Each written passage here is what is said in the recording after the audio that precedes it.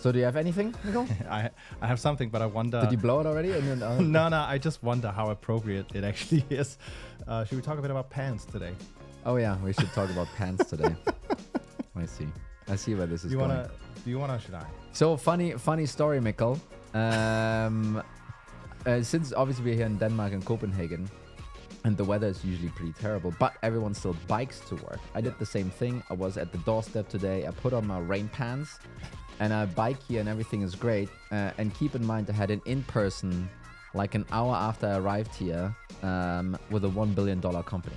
Yeah. And I arrive here, take down my rain pants, and for some reason there was a leak in the absolute wrong spot of the pant area, which resulted in me putting them over the radiator and walking around half naked. I'm not sure if we can actually use that. I'm not sure about that. I don't think how. I mean, the thing is, I also have a pants story, by the way. Okay. So I wanted to make sure it was not just throwing you. You Got have it. the saying, there's always plenty of room under the bus. Yeah, that's right. So I was getting ready for work one morning, and my daughter, she decided to throw up all over me. I had to take off the shirt. Better and better and better. And I had to obviously to take off the shirt, and we're in the morning rush. It's always so stressful. And show up at work, and then I look down at my feet, and I notice also in a very unfortunate spot that I probably also should have switched the pants. Okay, you know what? I think our guest is starting to be a bit awkward around this. So you know what? Let's stop this for a second. Kyle, you still there? So we have Kyle here today. Kyle, nice to have you on the show. Yeah, nice to have you as well. I probably have a pants story as well, but I don't know if we want to cover that quite yet. Evasive maneuver. Right there. I love it. Pleasure to have you on the show. For those who don't know you, you're Kyle Poyar at, this sounds so weird when I'm saying that. You're Kyle Poyar, operating partner at OpenView, and you write a pretty cool Substack, I have to say, Growth Unhinged. You should definitely check it out if you haven't. So I think, what is it like? Once a week, you're doing almost a playbook reveal of a company that's growing fast and laying out the steps they've taken. That's a better tagline than I have. So yeah, let's go with that. I can send it to you after. Yeah, I like it. Yeah, I'm learning something from this call. But yeah, exactly. It's a weekly newsletter where I explore the unexpected around how some of the fastest companies are growing. And so every week I try to either take a case study of how a company went from zero to great outcome, or deep dive into one specific area of growth, and try to bring in more of a practical example of, what companies are taking an innovative approach to automated outbound, right? Was my piece today, or email onboarding, or, any specific angle around growth. It is super practical for, whether it's a founder audience or just an operator audience looking for creative ways to grow their business. Yeah, I think that's at least why I really enjoy that one. And I know also as operating partner, I'm sure you're helping a lot of the portfolio companies as well in, all of these areas you also basically cover on Growth Unhinged. Like what's your specialty here, just to position kind of you as an expert on your knowledge? Yeah, as an operating partner, we get called into really just about any challenge that a startup in our portfolio faces around growing the business. So it could be an acquisition problem, retention problem, or anywhere in between. That's what's fun about the role, is working with a bunch of different companies on a bunch of different challenges. But my bread and butter and my, calling card is pricing and packaging, which is an area that's super important for just about everyone. I know it's talked about a lot in startups, but there's not a ton of people that have dedicated experience like doing the work around pricing and packaging. I started my career at Simon Kucher, which is the largest consulting firm working on the topic. Was there for about 6 years. It was a great ride, and worked directly with Madhavan Ramanujam, who wrote the book Monetizing Innovation. And then now in our portfolio, I've worked with more than 25 of our portfolio companies around some sort of change to their pricing and packaging model. So let's just say it's fair to say that you're an expert on pricing. Should we conclude on that? End of show. I would win the Price is Right. Yeah. And I think it's funny, one of the things you said around owning basically pricing. I saw a stat you had buried somewhere. It was like in 55% of organizations, no one actually owns pricing. Is that true? Is that really a thing? Well, and what that really means is it's the CEO or the founder ultimately that owns pricing and packaging. But exactly, there's no one in the org chart that is thinking about pricing and packaging, collecting data on things like willingness to pay or ways to improve it. And so there's a lot of discussion because it affects really everyone as a very cross-functional challenge. But you don't have like a head of pricing like you do have a head of demand gen, right? Or a head of RevOps. That's not really a thing until a company gets to maybe 50 million in ARR is when they tend to hire their first dedicated person. So beforehand, it's a shared responsibility. It's something that, no one takes on until it actually becomes a problem, and then you maybe resource against it then. And many companies are missing out by not taking it more seriously. So maybe we start there actually kind of to level set and create a bit of a baseline here. So why is pricing actually such an important thing, right? So I think there's obviously pricing is important because that's how you make revenue in the end of the day. But many people listening might be like, hey, I get pricing is important, but our pricing that we have works. Why should we change that and so forth, right? Can you comment a little bit, on that? Why pricing is such an important thing to focus on, and maybe as a follow-up, almost, why is it I feel it's one of the overlooked pieces actually in your funnel many times. Why that actually happens? Yeah, absolutely. Well, I guess like strategically thinking about maybe a tech audience and a SaaS audience in particular, in the early stages for a company, pricing is actually critical to finding product market fit. And we talk a ton about product market fit in the startup community, but ultimately you're looking for a problem area that is so important to customers that they're willing to pay for it. And they're willing to pay enough for it that you can build a large and enduring business around it, right? You can build a go-to-market strategy to attract those customers, and there's enough revenue opportunity that you can build a big business out of it. So pricing becomes critical to just having the foundation for success. And then the other area that comes to mind for me in these early stages is there's like ultimate flexibility for a technology company of how you price. You don't need to be beholden to your cost basis. In fact, for a lot of tech companies, they might have 80-90% gross margins, right? So cost-based pricing doesn't make a whole lot of sense. And the biggest cost tends to be your sales and marketing to go attract more customers, right? And so you can sort of scale that up or down in a lot of ways. And so with that comes, I guess, the opportunity of there's so many creative monetization routes that you can explore. But then that also means most people are actually typically under exploring the opportunity to monetize relative to what's possible. And they resort to like the tried and true things that are things that they see competitors doing, things known in their industry that are easy for them to be billing based on, because most folks don't have a kind of flexible billing system. And so there's this sort of promised land of what's possible versus the reality, and there's a big gap there. And so, yeah, we could certainly talk more about that. But then just to get more practical for folks, especially for folks maybe operating a business with 10, 20, 50, 100 million in ARR, pricing is just one of the most powerful growth levers for your business. So when you think about all the things you can do over the next year to increase revenue growth by, let's call it 10 or 20% over your baseline, pricing is one of the few things that you can do relatively quickly.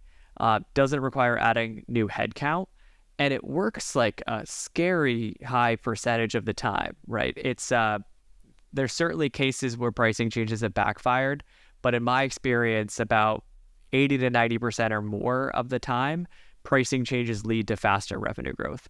And so it's one of those things that, like, if you haven't thought about it, you come to regret it.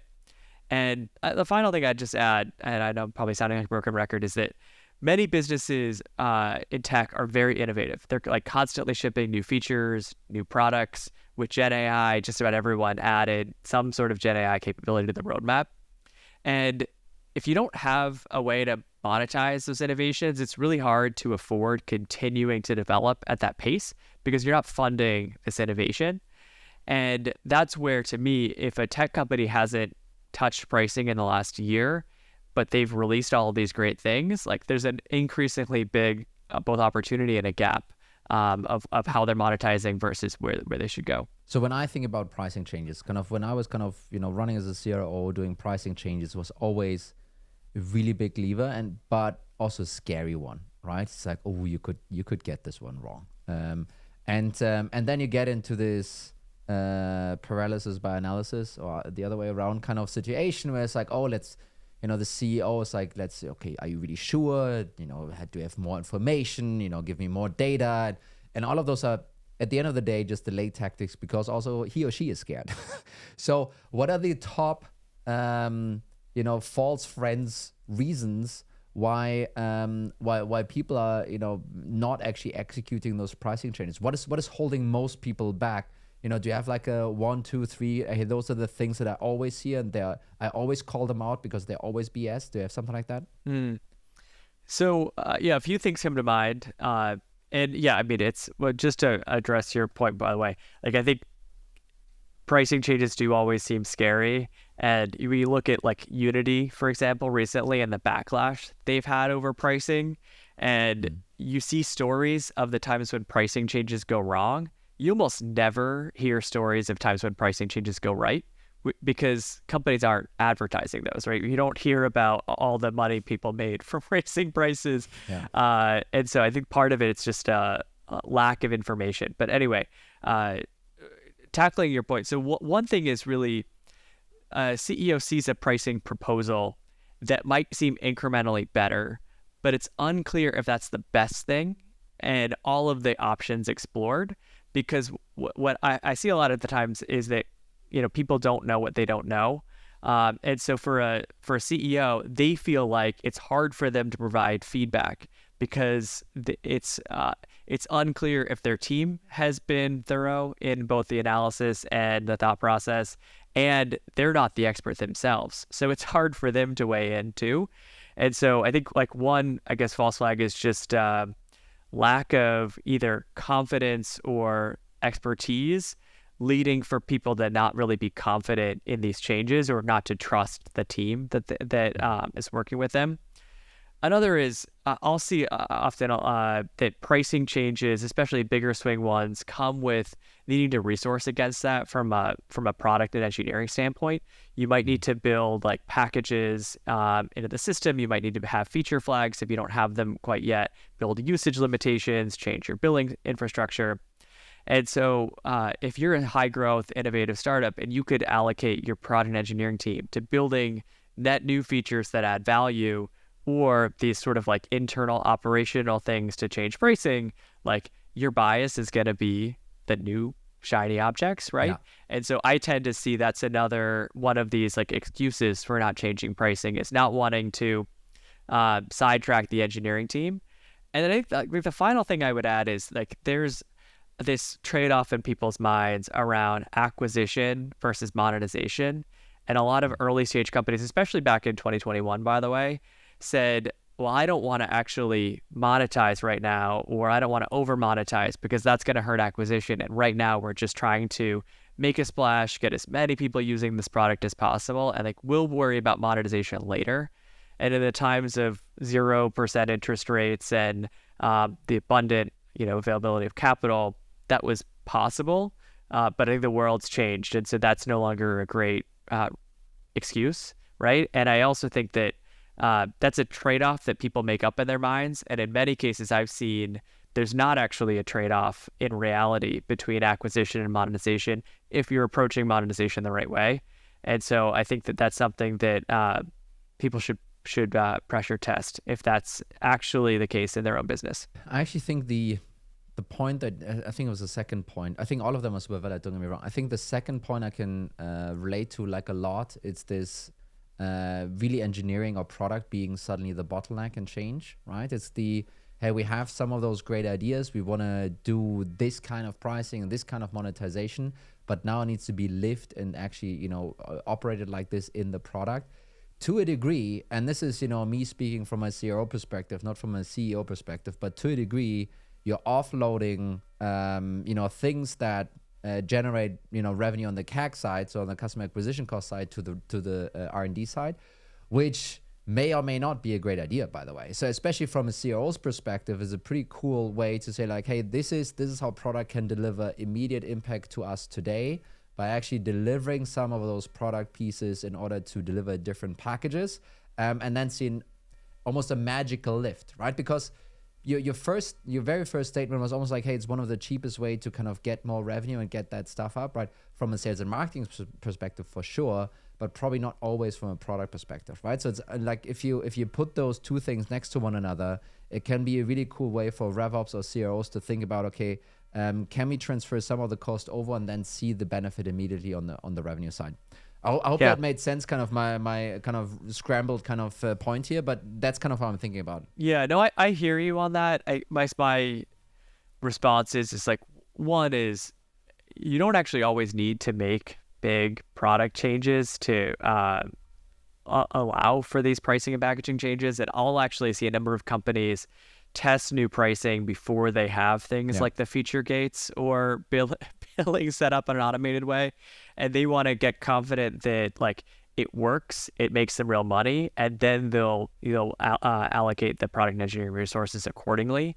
And while that can come back to haunt you in a couple of years, like it actually is I found a pretty effective way to de-risk these changes and then to fund some of these pricing improvements. And the other thing is like we have a lot of innovation in terms of like pricing technology and underlying infrastructure that folks can use to automate pricing and packaging changes without relying on their own engineering resources. And those technologies, many of them are companies in seed stage or Series A, Series B. They're new to the market and they're very under-penetrated. And so I'm hoping that some of this wave of innovation makes it just much easier for folks to make the changes that are right for the business without worrying about this like big cost or roadmap sort of bloat that comes with it. So one of the things that you said earlier was, for many companies, they go for the tried and true way to deploy their pricing and packaging. They don't have the dedicated resource to basically help build out, how should the pricing evolve over time. So if we kind of focus on that segment for a second, how, if they understand now the value of actively working with pricing and packaging, how would you potentially advise them to go about it? Because we just talked about the whole R&D side is a factor, and there's so many things you basically need to push forward internally to make it also succeed at the end of the day. There might be a CSM that has to break the news to a customer, right? So how should a company go about basically deciding either to change their pricing and packaging or lift the prices? Yeah, I mean, the first thing to me is getting pretty clear around the current state and your goals as a business. So are you trying to drive revenue, profitability, acquisition, like what's most important, multi-product adoption, right? And then how is the pricing working for you today? So what are your win rates when you lose a deal? How frequently is it because of pricing? How frequently are you discounting or feeling like you need to discount in order to win a deal? Are customers buying package A or package B? If they buy package A, do they upgrade to package B? Like you should really get a lay of the land for how your pricing is working today, and is it working as you would intend for it to work as a business? And that's something that most folks don't have the best handle on. And when I'll work with portfolio companies, we'll sometimes look at packages, and you'll see like a good, better, best package. And good is a relatively cheap offering that's a great way to get people in the door, right? And the idea normally is that helps you land new customers who could then expand into other packages. But I'll sometimes see the good package is like so watered down or attracts like such the bad customer in the first place that the churn rates are really high and the expansion isn't there. So it's not doing its job, and you should just actually get rid of that package entirely, right? But most folks are not looking close enough at pricing and packaging KPIs to be able to make incrementally better decisions. So start there, get a handle on your goals, current state, and I'd also do some evaluation around the alternatives for your customers. And so that's, you could think of that as competitive pricing research. But for many innovative companies, there's not necessarily an apples to apples company that does exactly what you do. And the alternative for your customers is probably not buying a competitive solution. It's probably not buying any solution and kind of getting by as is. And so if you can get a better understanding for what's the essentially current cost for your customers of doing this themselves, how do they think about doing it? How much headcount does it involve? What's the benefit of adopting technology like yours? Like, what's the actual ROI or economic value that you're able to provide? And that's a really great also North Star to be able to help you communicate any changes, because you know that it's still going to be helpful for the customer aligned with what they're trying to achieve. So I start there, and then there's a lot of like potential next steps based on what you learn. But in many cases, you could either say, hey, look, these are some quick changes that we can roll out this quarter that are low risk, that really drive near-term KPIs. But then there's probably also opportunity that you'll find for like bigger strategic projects to, for instance, totally explore a new value metric or a new pricing model, like we're going usage-based instead of subscription, right? Like those are bigger things that require a lot more work, but this upfront work can really take as little as 1 to 2 weeks, and then allow you to determine if you should take that next step or not. Quick follow-on question on this here, actually. What's your perspective on consultants? There's a bunch of pricing consultants out there, and especially when you're a scared CRO, scared CEO, scared VP of CS, would you recommend the use of getting consultants in, or what has been your experience with that? Well, I'm speaking as an ex-consultant. Yeah, exactly. It took me like 5 seconds I could see too the long. train going. Is it light at the end of the tunnel? Yeah, it's a train. But I mean, yeah, honestly, there's value that consultants can provide in terms of like they have playbooks, they have frameworks for doing this, they have a ton of analysts who can take work off of your plate, right? But to me, if you're a company that has, say, less than 20 million in ARR, I would not outsource to a consultant. And I think in general, most companies should be thinking about building a muscle internally that can do this again and again, because you're not going to make like one big pricing and packaging change and then you're set. This is something that actually should become a pretty strategic capability in your business. And it's actually like more affordable in many ways to just build the capability versus outsource to a consultant. And so I think that to me, my bias is build the capability internally. And then if you need help outsourcing like some sort of data analysis, surveying work, other things, there's a lot of great help that you can get from third parties. But you shouldn't just totally rely on those third parties to go away, get you the answer, and then everything's solved. Like you need to be owning it yourself and having a point of view yourself. So that's my kind of first big takeaway. And then I think like the big thing that a lot of companies need help with is having someone who has a lot of expertise and has seen examples of like the good and the bad that can just like pressure test how they're thinking about things, expand their universe of ideas, or like just give guidance on analyses to run, or like what to tell the team.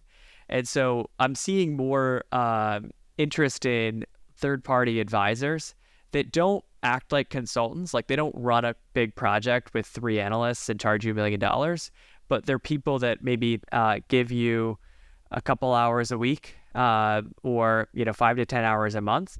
And those people can just make you a lot more confident that you went about it the right way, and that you're going to launch something that's going to be impactful for the business. And I think that's something that, you see those kinds of advisor types of roles pop up all over the growth landscape. And I find that those functions can just really accelerate learnings for companies, knowing that you're not going to overnight have people that have 15 years of experience doing this exact thing on your team, but you can leverage the experience of people who already have that and work with a bunch of companies. If you do have it in-house, and let's just say the CEO doesn't own it, or obviously doesn't actively work on it, what are the titles, or what's the department, what's the team where you usually would anchor pricing? Well, it's not really a usually. It could literally live anywhere. I've seen it in product, in marketing, in sales, in ops, in finance. It literally can live anywhere. Key things to me are like having someone own it is more important than exactly who owns it, but that someone should be data driven, able to work cross-functionally to get input from a bunch of different people, thinks from the mindset of the customer, because it's really important to be able to position and pitch pricing in a way that customers are aligned with. And so in the best organizations, it tends to be in product marketing is kind of the function that's like most equipped to be able to run pricing and packaging projects. I'd say it's either that function, or if it's a very innovative product that's constantly shipping and monetizing new products, maybe it just lives in product management. And then the third place is like a biz ops type of function that's good at running like strategic cross-functional projects. But you tend to have this owner who's the quarterback on pricing. They recommend pricing changes. They do the analysis. They do the research. And then you want a steering committee where you have leaders from different functions that can weigh in and that can also sign off on any pricing proposals. And that's a group that, like, if that group is not all aligned and bought into these changes, they're going to fail because sales isn't going to know how to pitch them the right way. There's going to be a coordination problem across the team. You're also going to be missing insight from different stakeholders who have really important perspectives.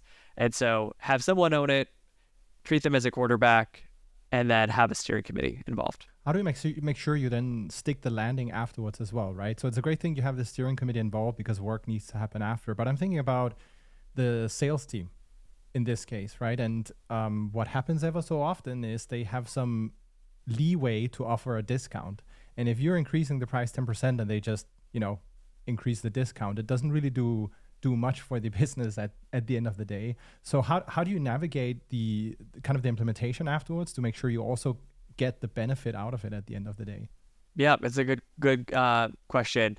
So to me, often the first thing that I'll see companies do is pilot new pricing changes, especially if you publish pricing on the website, it's fully self-serve, right? That's kind of a different model. We'll set that to the side. But if it's a sales rep driven process and negotiated pricing in some way, you might want to look at taking a couple of forward-thinking reps who are generally like folks who have tenure, who consistently hit quota and are open to new models, or maybe even been asking for new models because they see the benefit for themselves. And those are often people that everyone else on the team looks up to and wants to emulate. If you work with them on a pilot, you'll understand objections, right? They come up from customers. You'll maybe collect some gong recordings of what good looks like in terms of pitching. You'll be able to refine things like your proposal documents or your talk tracks. And you'll ideally have some success stories of, hey, look, we sold this deal for 20% more than we would usually have sold this deal. It closed in this fast of a sales cycle. And ideally, there are enough of those proof points where other reps are like, hey, look, I think I can actually hit my quota faster if I had access to this pricing. And instead of something that you have to like push out to the team, it ends up becoming something that like you're having to say no to people who want in on it. And all of a sudden it really changes the dynamic. And so I think that piloting process is really kind of underutilized at companies and just gets such great feedback for rolling out pricing. So I like to start there and then move the rest of the team. And at that point, it's usually an easier battle. But if you find that there's not the adoption, or maybe there's a lot of like systematic picking apart of pricing changes, that's often, someone in whether it's a sales enablement role or a rev ops role that goes and works with the individuals or the managers involved on a case-by-case basis. There's a number of interventions that you can do. I often like to start by just understanding their side of the story and what why the sales rep is acting in a certain way. But then there's interventions like I've seen companies that have this challenge of sales reps just resorting to discounts that might make price part of the sales rep compensation, where there's a certain level of discount actually hurts their ability to hit quota, or gets it sort of comes back to how much money the rep makes at the end of the day, right? So if you sell a deal at list price, that maybe gets a multiplier. If you sell at a 10% discount, that's maybe the standard quota attainment. If you sell at a 20% or more discount, you're going to have something taken off or penalized against it. But that's just one intervention, and that's not needed in most companies. And so I think if you set up the rollout in the right way, like I described, you often don't need to go to these interventions, but there's a number of things that you can do depending on what you learn. And if we kind of flip over to the other side of the bow tie, so to speak, right? We talked about the new biz and the acquisition there. And again, let's stay in this mid-market. There's a salesperson involved. That sometimes then there's a CSM or account manager involved on the existing customer side. Do you have any pitfalls to watch out for, or tips to kind of give our customers on executing the price increase there? Because that's really the big lever to pull, right? Kind of, sure, new biz is kind of great, but if you're able to roll out the price increase on your existing customer base, that's a lot of money in some cases. Yeah, it's a good call.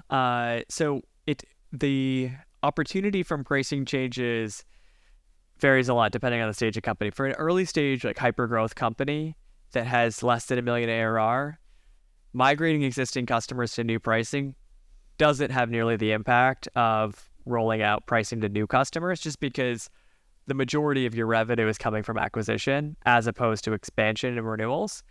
But once you get to call the 15, 20 million plus ARR mark, that starts to flip, and a lot more of your revenue comes from existing customer with retention and expansion, and much less comes from new acquisition. And so that's when you really do start looking at that existing customer migration strategy as just much more critical.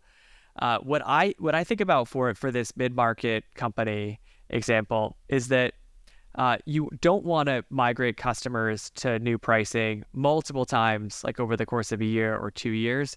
So you need to first be really confident with what you're doing before you migrate folks. I think the worst cases I've seen have been folks that launched something, there wasn't a great response to it. They tried something else, they launched it, and customers just keep feeling whiplash and don't feel a whole lot of trust in that vendor. And that's, one of the worst kind of things that can happen to the business. So make sure you're really confident in what you're doing, and you can get confident by testing with these new cohorts of customers and these forward-thinking reps. I think for your existing customers, a lot of them are going to be on annual plans, or almost all of them are going to be on either annual plans or multi-year plans. And you're not really likely changing their packaging and their pricing midway through an existing contract. There's a certain time period ahead of their renewal cycle where you start to raise it, right, and bring it up. And so I think for many companies, you actually have a great test environment where you're not necessarily communicating to 100% of all of your customers at once, but you have waves of renewal conversations. And so you can really hone the motion for that first wave before making a big deal about it, before putting it on your website that it's happening. Like, the communication can really happen one-to-one, and that one-to-one communication with your customers just allows them to understand where you're coming from, understand the choices involved for them, understand why you're doing it, and I think it just smooths the response. Other things that come to mind for me are there's always going to be some exceptions, or like the need for exceptions in these changes, especially if you do a bigger pricing change, like changing the metric around your pricing. You might look at, an analysis I recommend most people do is a before and after analysis, where they look at how much customers pay on the old pricing, what would be the recommended plan and price in the new world, and what's the delta there. And you can start to overlay that with the customer health score that you might have of this customer is at risk of churning, and we're looking at 100% price increase. Well, that's probably an exception that you make, right? So the first thing is do that scoring, and there's maybe some people that you pre-designate for exceptions. But either way, you understand like what's the potential impact, and you have probably different migration scenarios for those different customer targets. And then for others, I tend to personally like having customers have some sort of sense of choice. And so it might mean keeping their existing plan for the next year, but not getting access to any of the new features that you're rolling out with. But they can kind of have that consistent price for at least 12 more months, or opting in to migrate to these new packages.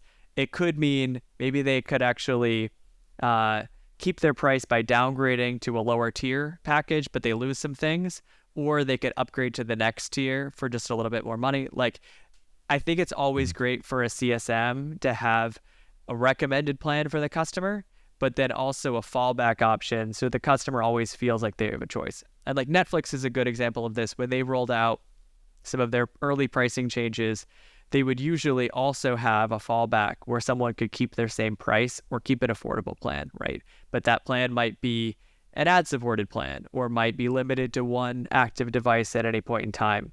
But for customers, it makes them feel less strong-armed because they're kind of opting into the pricing change in order to kind of get more value out of the product. I think the optionality is a really good call out. Actually, I can haven't thought about it like this. No. So just we've talked a bit about some of the things. Let's say the best practices, really, and some really good tips on the approach. I also think sometimes you can attempt to be smart and do that, or just avoid being stupid, right? Because there are a lot of stupid mistakes you can make with the pricing. And you mentioned Unity here. Probably someone who is about to change their pricing is Airtable as they're going enterprise, right? Given your position, you've probably seen a lot of mistakes. You've probably also helped people avoid mistakes. What are some of the things really to watch out for if you're going to start to work on changing your pricing and packaging? Just so we don't sell this promised land of, you're going to grow way faster if you work on pricing. And then a lot of folks, they start doing it and, it goes the opposite direction. Yeah, well, I guess one is it's very hard to change the underlying model of your pricing for existing customers. It's much easier to change the price point themselves or like the package itself, right? But the underlying model just gets way more complicated. And so that would be something that if I wanted to change it, I'd want to do it early on in the life cycle of a company where there's much less risk involved, or but just being mindful that if you say change from a seat-based pricing model to a usage-based consumption model, that's going to be totally overwhelming to many of your customers, and that's going to be it's doable. And there's a number of companies that have had success with it. But that's something that has a lot more risk involved and needs a ton more preparation to get right, relative to like, hey, we're increasing prices by 15%, which if you look at just about everyone has done that in the last couple of years. Inflation's a thing. Customers understand it. They might try to negotiate with you and ask for a discount, but like that's very unlikely to cause a backlash. I think with the Unity example, the challenge was they're charging on a totally new metric that they've never charged based on before. Many of their customers see it as gouging, and they feel like there was a bait and switch because over like the 15 years before that, it had never been part of the pricing model. So they made certain plans around their business that are no longer things that they can expect going forward. And so it just was extremely challenging for customers to wrap their head around it. Other things that come to mind for me is like, give your customers, if for bigger changes, give your customers some lead time to be able to budget for it and be able to prepare themselves. And so for many companies, they're actually open to higher prices or new pricing. But if they went in and asked their boss for a certain amount of budget and had it approved, and then all of a sudden the renewal notice is for something totally different from what they expected, that makes them look really bad in their organizations. And so just understand where your customers are coming from. And in many cases, they are totally open to working with you.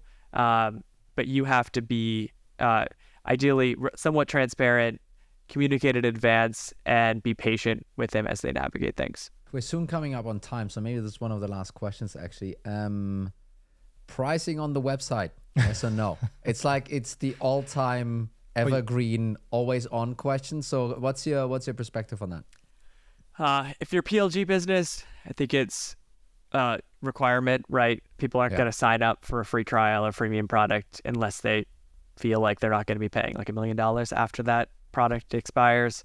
I actually was, it reminds me, I'm planning a trip to Costa Rica, and a shuttle service asked me to add my credit card information to book a shuttle, but they didn't tell me what the price would be. Like, I'm not going to do that, right?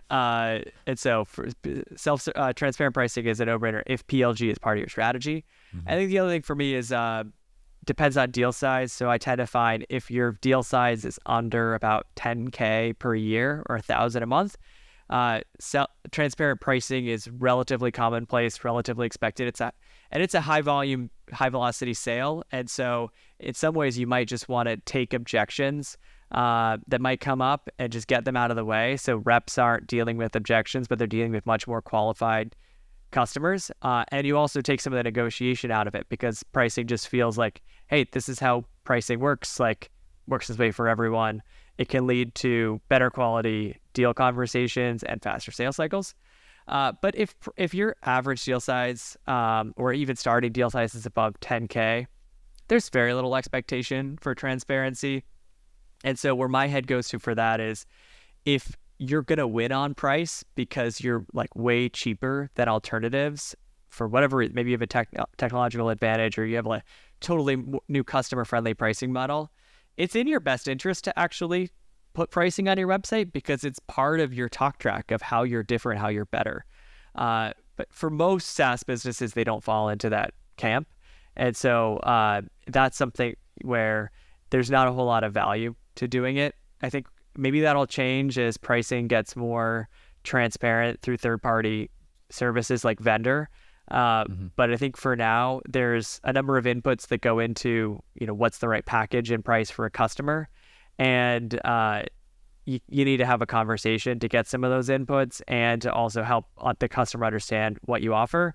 And so it's not a requirement, and not something that I'm like, you're dead if you don't have transparent pricing. We're not at that point. So hopefully that helps folks understand the nuances of what can seem online like a very black and white conversation. Yeah. So I guess the last piece is, when this episode airs, it's going to be close to honestly, I think many people, they are planning right now, and you're going to ship something that's going to be really helpful for those folks really soon, right?